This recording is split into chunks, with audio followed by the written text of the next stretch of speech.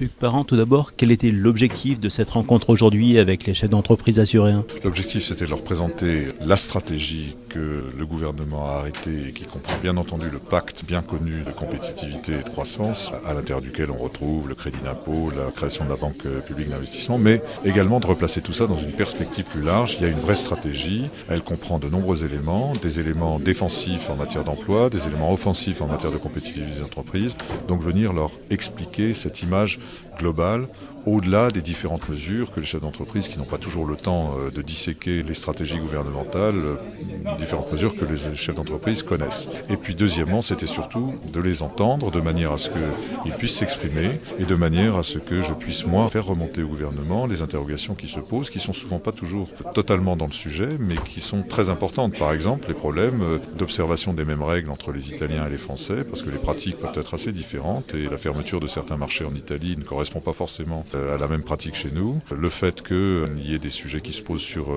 l'emploi, des sujets qui émergent de la salle et qui font que ce parcours que je suis en train d'accomplir avec l'ensemble des directeurs régionaux, la Banque de France, Oseo, la Caisse des dépôts, les services de l'État, eh bien, produisent aussi des effets de retour sur le gouvernement pour l'alerter sur des mesures qui devraient être prises, par exemple la simplification administrative. C'est important d'allier cette démarche de proximité avec une dimension régionale?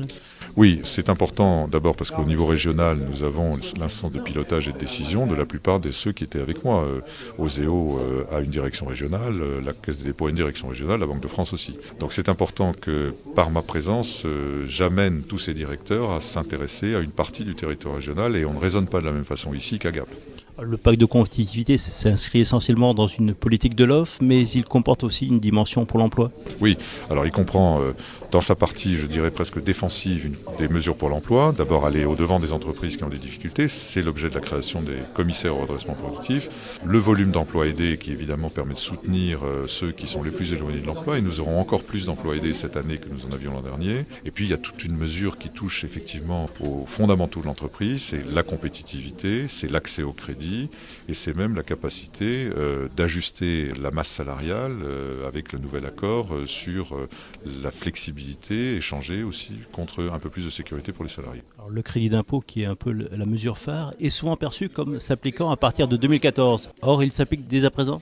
Alors, non seulement il s'applique depuis le 1er janvier, il porte sur la masse salariale constatée au 1er janvier, il s'applique à toutes les entreprises sans discernement, quelle que soit leur taille et quel que soit leur secteur. Et pour les entreprises de moins de 250 salariés, c'est-à-dire 98% du tissu économique de notre région, non seulement il porte sur 2013, mais il pourra être remboursé dès 2013 sous forme d'une avance. Il suffit de demander à Oseo, qui intervient pour le compte de l'État, pour que cette avance puisse se faire. La création de la BPI, qui a une dimension régionale, va faciliter les investissements des entreprises? Oui, d'abord parce que le regard régional sera porté par le conseil de surveillance, qui est présidé par le président du conseil régional. Deuxièmement, parce qu'on n'a pas les mêmes secteurs, les mêmes enjeux, les mêmes filières, les mêmes atouts selon les régions françaises. Donc la BPI sera certes une banque, c'est-à-dire qu'elle continuera à faire attention à ne pas prendre trop de risques, mais elle résoudra une grande partie de la problématique d'aujourd'hui. On sait que le crédit n'est pas très cher, donc les entreprises devraient en être satisfaites, mais les banques ne prêtent pas toujours. Et donc elle aura un effet d'entraînement, c'est-à-dire qu'elle n'investira jamais seule.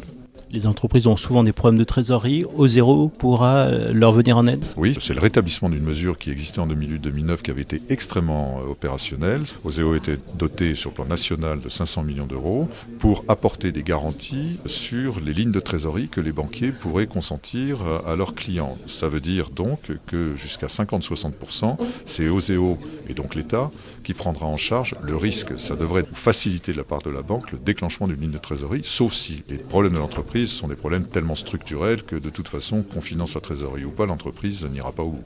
Dernier point, malgré la politique générale de baisse des dépenses publiques, l'investissement public restera un moteur de croissance? L'État y a veillé, le gouvernement a pris des décisions très fortes dès cet été pour faire en sorte que même si la dépense de l'État en matière d'investissement est obligée de se ralentir parce que nous avons des problématiques européennes de respect de l'échéance des 3% d'ici quelques années, le moteur de l'investissement public qui repose largement sur les collectivités locales, c'est 70% en France de l'investissement public.